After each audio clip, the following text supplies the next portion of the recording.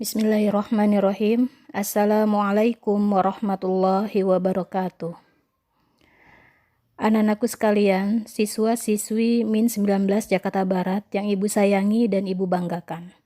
Pada hari ini, Ibu ingin menyampaikan materi pembelajaran jarak jauh yang berjudul Sejarah Perkembangan Madrasah di Indonesia. Marilah kita awali pembelajaran ini dengan membaca basmalah. Bismillahirrahmanirrahim. Sebelum Ibu menceritakan tentang sejarah perkembangan madrasah di Indonesia, Ibu akan membahas tentang definisi atau pengertian madrasah. Kata madrasah berasal dari bahasa Arab, yaitu darosa yadrusu darsan, yang artinya belajar. Kata madrasah sebagai isim makan, yang artinya tempat belajar atau sekolah.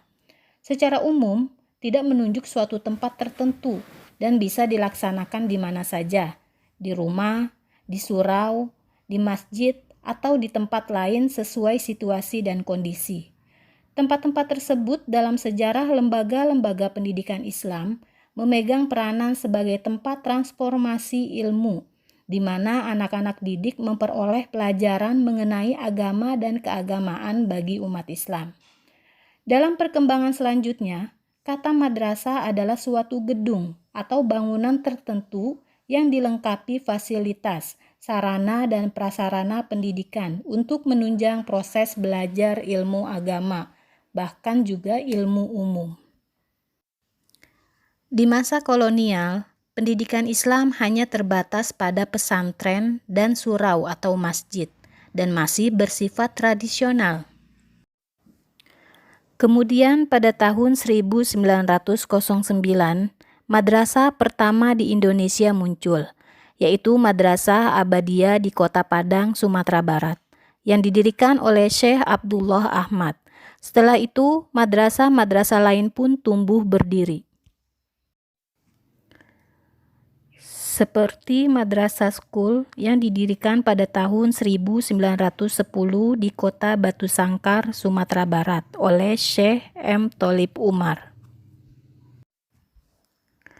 Lalu pada tahun 1912, salah satu organisasi Islam terbesar di Indonesia, yaitu Muhammadiyah di Yogyakarta, yang didirikan oleh Kiai Haji Ahmad Dahlan dan kawan-kawan. Mereka mulai membangun sistem lembaga pendidikan yang menggabungkan pendidikan Islam dan umum. Setelah itu, pada tahun 1913, ada Madrasah Al-Irsyad di Jakarta, didirikan oleh Syekh Ahmad Soekarti. Kemudian, pada tahun 1915, muncul Dinia School di Kota Padang Panjang, Sumatera Barat, didirikan oleh Zainuddin Labal El-Janusi. Berikutnya, pada tahun 1926, salah satu organisasi Islam terbesar di Indonesia yaitu Nahdlatul Ulama yang didirikan di Surabaya oleh Kiai Haji Hasyim Asy'ari dan Kiai Haji Wahab Asbullah. Setelah itu, mulailah banyak mendirikan madrasah-madrasah.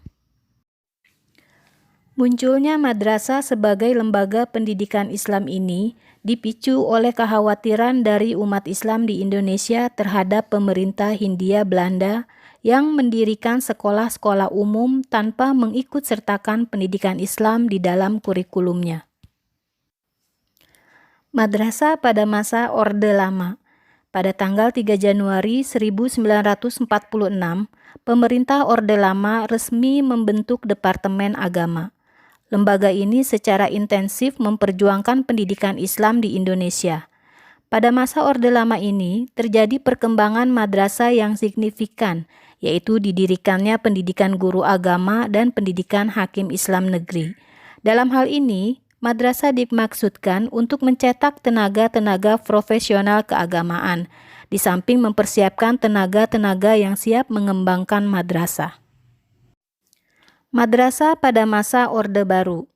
Pada masa Orde Baru ini, pemerintah berusaha untuk mengintegrasikan pendidikan Islam ke dalam pendidikan nasional melalui SKB atau Surat Keputusan Bersama 3 Dimensi, yaitu Menteri Agama Menteri Pendidikan dan Kebudayaan dan Menteri Dalam Negeri nomor 6 tahun 1975, nomor 037-4 tahun 1975, dan nomor 36 tahun 1975 tentang peningkatan mutu pendidikan pada madrasah telah ditetapkan bahwa standar pendidikan madrasah sama dengan sekolah umum. Ijazahnya mempunyai nilai yang sama dengan sekolah umum, dan lulusannya dapat melanjutkan ke sekolah umum yang setingkat. Lulusan madrasah aliyah dapat melanjutkan kuliah ke perguruan tinggi umum dan agama. Pada masa Orde Baru ini, madrasah mulai dapat diterima oleh semua lapisan masyarakat, mulai dari masyarakat kelas rendah sampai masyarakat menengah ke atas. Pertumbuhan jenjang madrasah di masa ini terdiri atas 5 jenjang pendidikan. Berikut, yang pertama, RA atau Rodotul Atfal. Yang kedua, MI, Madrasah Ibtidaiyah. Yang ketiga, MTS, Madrasah Sanawiyah. Yang keempat, MA, Madrasah Aliyah. Dan yang kelima, Madrasah Diniyah. Jenjang yang pertama yaitu RA atau Rodotul Atfal. Rodotul Atfal atau Bustanul Atfal terdiri dari 3 tingkat. Yang pertama, tingkat A untuk anak usia 3-4 tahun. Yang kedua, tingkat B untuk anak usia 4-5 tahun. Dan yang ketiga, tingkat C untuk anak usia 5-6 tahun. Jenjang yang kedua yaitu MI atau Madrasah Ibtidaiyah. Madrasah Ibtidaiyah ialah lembaga pendidikan yang memberikan pendidikan setingkat sekolah dasar yang menjadikan mata pelajaran agama Islam sebagai mata pelajaran dasar yang sekurang-kurangnya 30% di samping mata pelajaran umum. Jenjang yang ketiga adalah MTS atau Madrasah Sanawiyah. Madrasah Sanawiyah ialah lembaga pendidikan yang memberikan pendidikan dan pengajaran tingkat menengah pertama dan menjadikan mata pelajaran agama Islam sebagai mata pelajaran dasar yang sekurang-kurangnya 30% di samping mata pelajaran umum. Jenjang yang keempat adalah Madrasah Aliyah.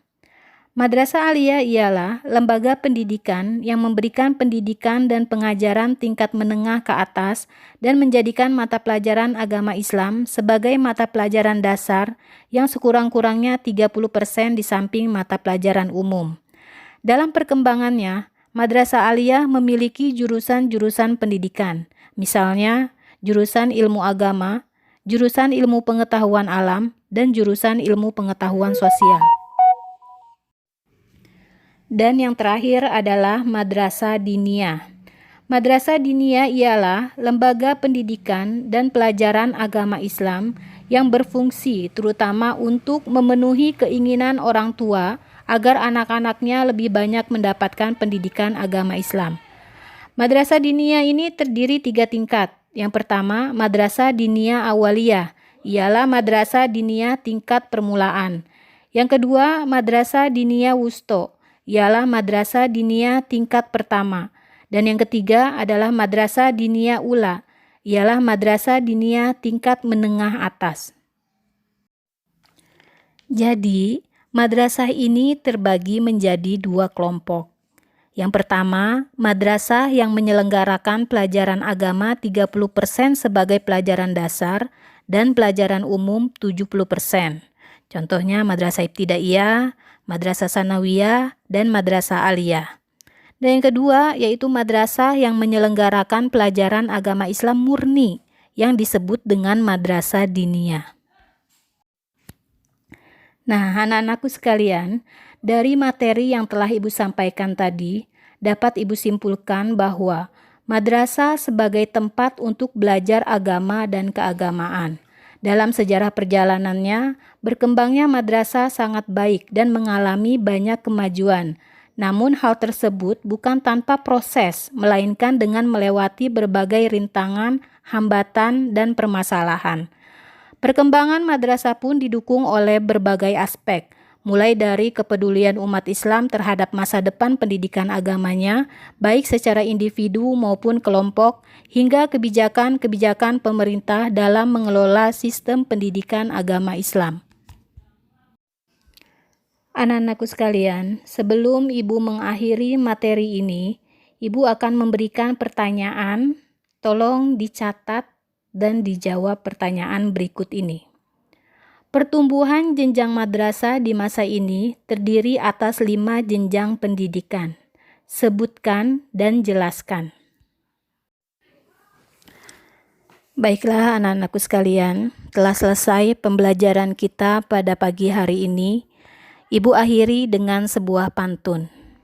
Pisau diasah pagi-pagi, bawa ke kebun untuk membabat. Berakhir sudah materi ini, semoga bisa memberi manfaat. Akhirul kalam, wabillahi taufiq wal hidayah. Wassalamualaikum warahmatullahi wabarakatuh.